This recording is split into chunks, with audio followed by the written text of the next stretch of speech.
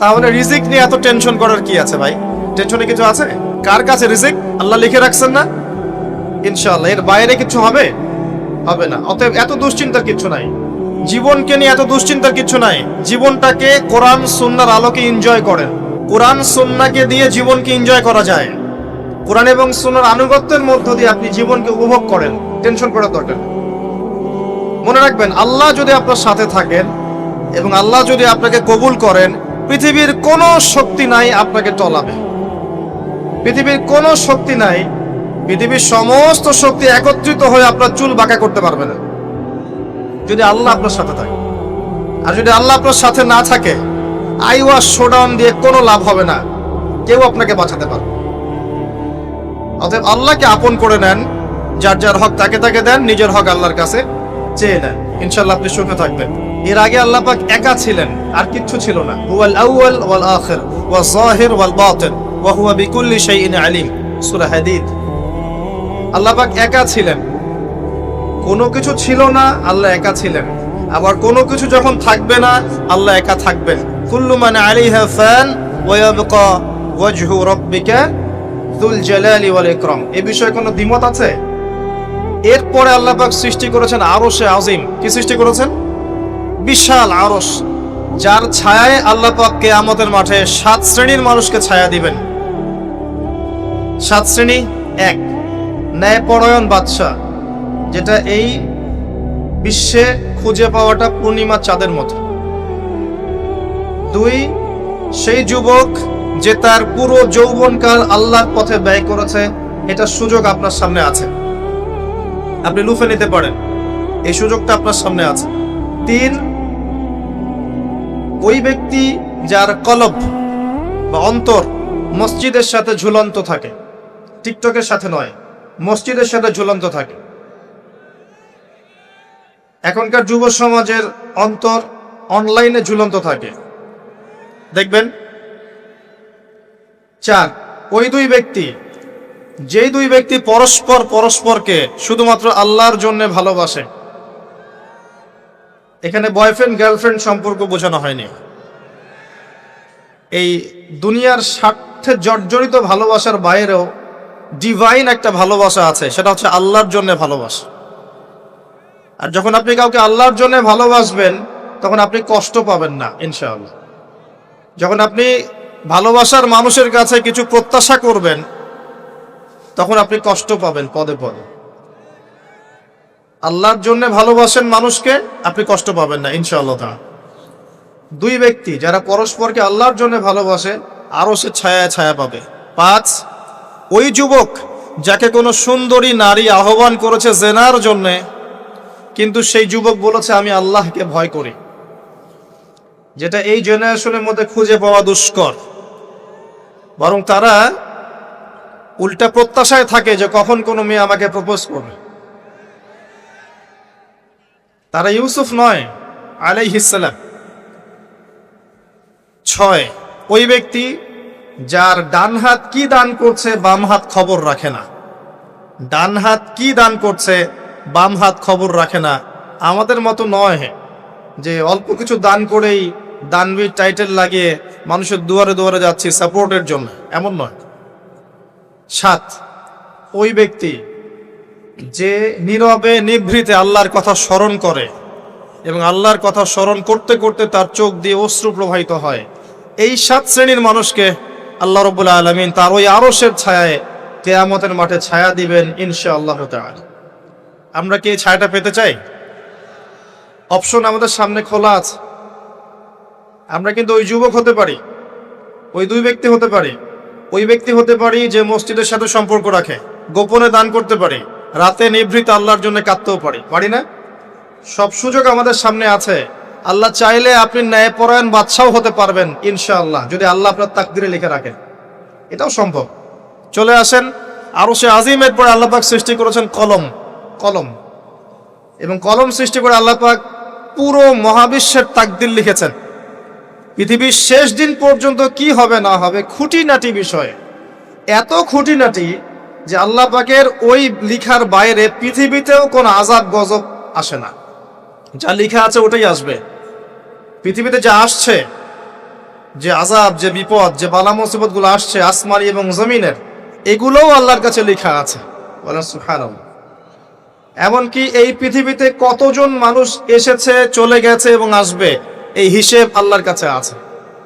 চিন্তা করতে পারেন, পৃথিবীতে কত মাখলুক আছে, হিসেব আল্লাহর কাছে আছে। এই মহাবিশ্বে কত গ্যালাক্সিজ আছে, গ্রহ নক্ষত্র আছে, আল্লাহর কাছে হিসেব আছে। পিঁপড়া কতটুকু আছে এই পৃথিবীতে, এটা আল্লাহ জানেন কতগুলো আছে। সমুদ্রের নিচে কি আছে আল্লাহ জানেন। প্রতিটা বিষয় মহাবিশ্বের লিখিত হয়ে গেছে। এখন যে আল্লাহর কাছে সব লিখিত আছে, সেই আল্লাহ কি আমার রিজিকের মালিক নন? তাহলে রিজিক নিয়ে এত টেনশন করার কি আছে ভাই? টেনশনে কিছু আছে? কার কাছে রিজিক? আল্লাহ লিখে রাখছেন না? ইনশাআল্লাহ এর বাইরে কিছু হবে? হবে না। অতএব এত দুশ্চিন্তার কিছু নাই। জীবনকে নিয়ে এত দুশ্চিন্তার কিছু নাই। জীবনটাকে কোরআন সুন্নাহর আলোকে এনজয় করেন। একটা বই আছে না, এনজয় ইওর লাইফ, বইটা পড়েছেন? কোরআন সুন্নাহকে দিয়ে জীবনকে এনজয় করা যায়। কোরআন এবং সুন্নাহর আনুগত্যের মধ্য দিয়ে আপনি জীবনকে উপভোগ করেন। টেনশন করার দরকার নেই। মনে রাখবেন, আল্লাহ যদি আপনার সাথে থাকেন এবং আল্লাহ যদি আপনাকে কবুল করেন, পৃথিবীর কোনো শক্তি নাই আপনাকে টলাবে। পৃথিবীর কোনো শক্তি নাই, পৃথিবীর সমস্ত শক্তি একত্রিত হয়ে আপনার চুল বাঁকা করতে পারবে না, যদি আল্লাহ আপনার সাথে থাকে। আর যদি আল্লাহ আপনার সাথে না থাকে, আইওয়াশ শোডাউন দিয়ে কোনো লাভ হবে না, কেউ আপনাকে বাঁচাতে পারবে। অতএব আল্লাহকে আপন করে নেন, যার যার হক তাকে তাকে দেন, নিজের হক আল্লাহর কাছে চেয়ে নেন, ইনশাল্লাহ আপনি সুখে থাকবেন। তাকদীর আল্লাহ পাক লিখে ফেলেছেন। এরপরে আল্লাহ রাব্বুল আলামিন কি লিখেছেন? এরপরে আল্লাহ রাব্বুল আলামিন মহাবিশ্ব সৃষ্টি করেছেন 6 দিনে। কয় দিনে?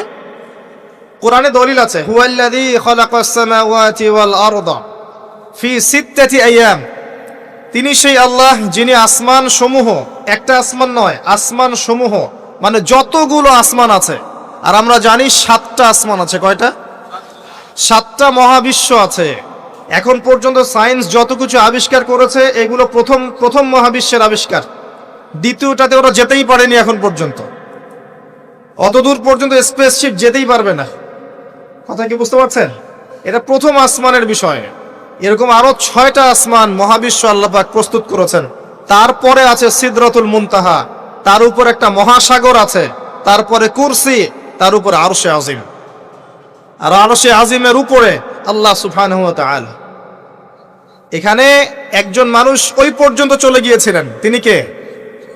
মুহাম্মদুর রাসূলুল্লাহ সাল্লাল্লাহু আলাইহি ওয়াসাল্লাম। তার মর্যাদা আর বোঝার বাকি আছে? তো সবার প্রতি অনুরোধ থাকবে, সেই ব্যক্তি, সেই নবী মুহাম্মদ সাল্লাল্লাহু আলাইহি ওয়াসাল্লামের সুন্নাহ মাফিক জীবন যাপন করেন। আল্লাহ পাক তৌফিক দান করুন। এবং এই সুন্নাহটা জীবনের একটা ক্ষেত্রে মানলে হবে না, জীবনের সমস্ত ক্ষেত্রেই মানতে চেষ্টা করতে হবে। আল্লাহ পাক তৌফিক দান করুন। আমিন। আল্লাহ রাব্বুল আলামিন এরপরে মহাবিশ্ব সৃষ্টি করে দীর্ঘদিন পর্যন্ত, অনন্তকাল বলবো না, দীর্ঘদিন পর্যন্ত মানুষ সৃষ্টি করেন নাই। জি, সূরা দাহরের প্রথম আয়াতে আল্লাহ পাক বলেছেন, হাল আতা আলাল ইনসান হিনুম মিনাদ দাহরি লাম ইয়াকুন শাইআম মাযকুরা। মানুষের উপরে এমন একটা সময় চলে গেছে যে মানুষ কোনো আলোচ্য বিষয় ছিল না। মানে মানুষ সৃষ্টি করা হবে, এখন দুনিয়া যা হচ্ছে দেখতে পাচ্ছেন, আমরা কোনো টপিকই ছিলাম না। এত সময় চলে গেছে মহাবিশ্ব। এখন মনে হয় দুনিয়াটা আমাদের, তাই না? মানুষই সব, মানুষই এই দুনিয়ার পলিটিক্যাল মালিক, ইকোনমিক মালিক, সংস্কৃতির মালিক, পরিবার, ব্যক্তি, সমাজ, সবকিছু মালিককে মালিক মনে হয় এখন মানুষকে। কিন্তু এমন একটা সময় ছিল যখন আল্লাহ বলছেন মানুষ সৃষ্টি হবে, এই বিষয়টা অনেক দূরের পথ ছিল। আল্লাহর জ্ঞানে ছিল, কিন্তু মহাবিশ্বে মানুষের অস্তিত্ব ছিল না। এই মহাবিশ্বেই মানুষের অস্তিত্ব ছিল না। আল্লাহ রাব্বুল আলামিন মহাবিশ্ব সৃষ্টি করেছেন কুন ফায়াকুন, হও হয়ে যাও। সূরা আম্বিয়ার 30 নম্বর আয়াতে আল্লাহ পাক বলেছেন, আওয়ালাম ইয়ারাল্লাযীনা কাফার, কাফেররা কি লক্ষ্য করে দেখে না, আন্নাস সামাওয়াতি ওয়াল আরদা কানাতা রাতকান ফাফাতাকনাহুমা, কাফেররা কি লক্ষ্য করে দেখে না যে আসমান সমূহ এবং জমিন একটা বিন্দুর মধ্যে একত্রিত ছিল, আমি আল্লাহ এটাকে বিস্ফোরিত করে দিয়েছি, পৃথক করে দিয়েছি। এটা সায়েন্সের একটা থিওরির সাথে মেলে না? কোন থিওরি? তারা বলছে বিগ ব্যাং থেকে সব সৃষ্টি হয়েছে, আর আল্লাহ পাক বলছেন বিগ ব্যাং আমি ঘটিয়েছি। তাহলে চিন্তা যেখানে শেষ, আল্লাহ পাকের কুদরত সেখান থেকে কি শুরু। তা আমরা সীমাবদ্ধতা বুঝতে পারছি সায়েন্সের। আমি নিজেও সায়েন্সের ছাত্র, বাট আমি এটা স্বীকার করি যে সায়েন্স সবকিছুর সমাধান দিতে পারবে না।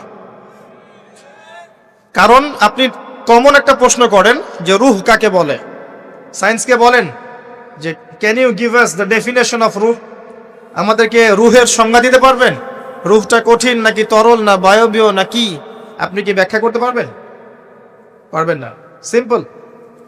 জিন জাতির ব্যাখ্যা দেন, ফেরেশতার ব্যাখ্যা দেন, কবরের আযাবের ব্যাখ্যা দেন, জান্নাত জাহান্নাম হুর পরি